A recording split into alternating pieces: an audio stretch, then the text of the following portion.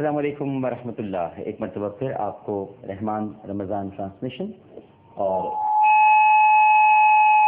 ہمارا جو پروگرام ہے آ جاؤ چل میں یہ طوطا باہر آنا چاہ رہا ہے. آ جاؤ اور ہمارا جو پروگرام ہے وہ ہے ہمارے انبیاء. سحر کے وقت جب ہم نے گفتگو کی تھی اور حضرت موسیٰ علیہ السلام کا قصہ بیان کرتے ہوئے ہم نے بتایا تھا کہ آپ کوہ طور کی بلندی پر پہنچے تو آپ کیا دیکھتے ہیں کہ ایک عناب کا سرسبز و شاداب درخت اور ایک بے دھوئیں کی روشنی اس میں متجلی ہے، یعنی چمک رہی ہے، اور وہ روشنی بہت زیادہ چمک رہی تھی مگر درخت کو اس سے کوئی نقصان نہیں پہنچ رہا تھا. آپ یہ دیکھ کر حیران رہ گئے اور دل میں کہنے لگے کہ یا اللہ یہ کیا ماجرا ہے. اسی بقعہ مبارکہ میں سے آواز آئی، میں ہوں اے موسیٰ تیرا پروردگار، تیرا رب العالمین، تو وادی طوا کے پاک مقام پر ہے اس لیے تو اپنے جوتے اتار دے. یہ سنتے ہی آپ پر خوف طاری ہو گیا اور آپ نے فوراً جوتے اتار دیے. پھر وہی آواز آئی، اے موسیٰ میں نے تجھے پیغمبری کے لیے منتخب کر لیا ہے، میں تیرا رب ہوں اور میرے سوا کوئی اور معبود نہیں. اور یہ تیرے سیدھے ہاتھ میں کیا ہے؟ حضرت موسیٰ علیہ السلام نے عرض کیا، یہ میرا عصا ہے، میں اس سے ٹیک لگاتا ہوں اور اپنی بکریوں کے لیے درختوں سے پتے جھاڑتا ہوں، اس سے اور بھی کام لیتا ہوں. پھر آواز آئی تو کہا کہ اس کو زمین پر ڈال دیں.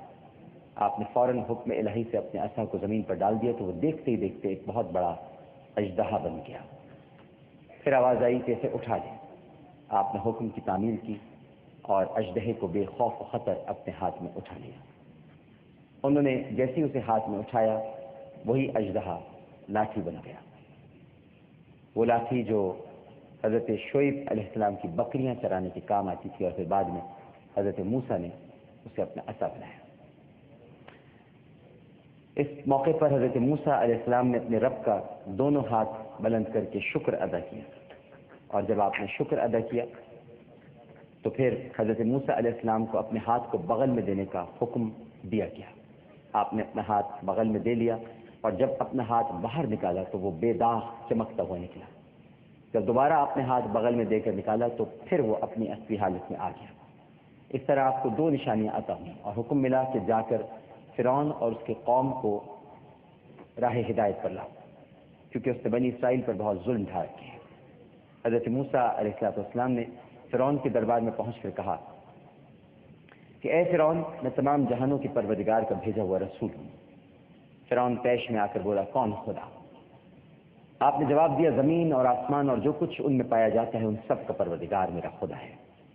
فرعون نے اپنے درباریوں سے کہا، سنتے ہو کہ کیا کہہ رہا ہے؟ مجھے تو یہ دیوانہ معلوم ہوتا ہے. پھر حضرت کو غور سے دیکھنے لگا اور پھر پہچانتے ہوئے کہا کہ یہ وہی تو نہیں جو ہمارے محل میں پرورش پا رہا تھا؟ تو نے تو ایک قبطی کو قتل کیا تھا.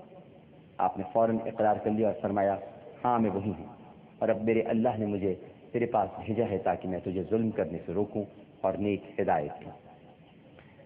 فرعون نے غصے سے حضرت موسیٰ علیہ السلام کی طرف دیکھا اور گرج کر بولا، کیا میرے سوا بھی کوئی اور خدا ہے؟ معاذ اللہ، تیری کیا ہستی کہ تو خدا کہلائے؟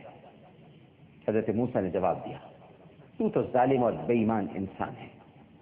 آسمانوں اور زمینوں کا اللہ ایک ہی ہے، مشرق اور مغرب کا اللہ ایک ہی ہے، اور ساری کائنات کا اللہ ایک ہی ہے، اور میرا اللہ بھی وہی ہے. آپ نے اپنا عصا بلند کیا اور اعلان توحید کیا. فرعون جو کہ حق کی آواز سن کر اندر سے کمزور پڑ گیا تھا، ظاہری روب سے بولا، اے موسیٰ، کیا تو بھول گیا کہ ہم نے تیری پرورش کی اور تجھے اپنے محل میں رہنے کو جگہ دی؟ کیا تو اس احسان کا بدلہ یہی دے گا کہ ناشکری پہ؟ سن، اگر تو نے ناشکری کی یا میرے سوا کسی اور کو خدا مانا تو میں تجھے قید کر کے تجھ پر ظلم کروں گا، یہاں تک کہ تو اپنے اللہ کو بھول جائے گا جس نے تجھے رسول بنا کر میرے پاس بھیجا ہے. مگر حضرت موسیٰ علیہ السلام پر اس دھمکی کا ذرہ برابر بھی اثر نہ ہوا. آپ نے فرمایا، یہ سچ ہے کہ تو نے میری پرورش کی اور مجھے محل میں رہنے کو جگہ دی، اور یہ بھی سچ ہے کہ میرے ہاتھوں ایک مصری کا خون ہوا جس کا مجھے افسوس ہے، لیکن اس کا مطلب یہ نہیں کہ تو میری پرورش کے احسان کے بدلے تمام بنی اسرائیل کو غلام بنا لے اور انہیں طرح طرح کی تکلیفیں پہنچائے۔ میں ایسا ہرگز نہیں ہونے دوں گا، اور یہ سب روکنے کے لیے مجھے اللہ نے بھیجا ہے کہ میں تجھے اس کا نام سکھاؤں اور تو اس کے وجود کو تسلیم کرے۔ فرعون مسکرایا، ہنسنے لگا اور بولا اگر میں تیرے اللہ کو مان لوں تو کیا وہ مجھے ساری دنیا کی بادشاہی اور لمبی عمر اور دوبارہ جوانی لوٹا دے گا؟ آپ نے یقین سے جواب دیا، ہاں وہ ہر چیز پر قادر ہے، وہ جو چاہے کر سکتا ہے۔ وہ امیر کو غریب اور غریب کو امیر، آگ کو پانی اور پانی کو آگ بنا سکتا ہے، کیونکہ یہ سب اسی کے اختیار میں ہے۔ فرعون خوش ہو کر بولا کیا واقعی مجھے دوبارہ جوانی مل جائے گی؟ اور وہ خوشی میں سب کچھ بھول گیا اور کہنے لگا کہ اب مجھے کسی اور چیز کی آرزو نہیں، بس تو مجھے جوانی واپس دلا دے، اور پھر جوش میں آ کر جھومنے لگا۔ لیکن یہاں پر برابر میں ہی حامان بیٹھا ہوا تھا۔ حامان نے اس سے کیا کہا کہ فرعون کا تیور یا اس کے تیور یکدم بدل گئے۔ یہ آپ جان سکیں گے سحر کی ٹرانسمیشن۔ فرعون اس وقت تو خوشی سے جھوم رہا ہے کہ وہ جوانی کی طرف لوٹ جائے گا، لیکن حامان نے اس سے کچھ کہا ہے۔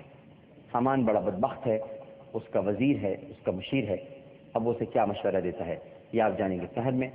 ہمارے انبیاء کا وقت اختتام پذیر ہوا، آپ سے ملاقات ہوگی تھوڑی دیر بعد چاہت رسول صلی اللہ علیہ وآلہ وسلم میں۔ آج فائنل ہے اور فائنل کے لیے قاری حضرات تشریف لا چکے ہیں۔ ایک وقفہ۔ السلام علیکم ورحمۃ اللہ۔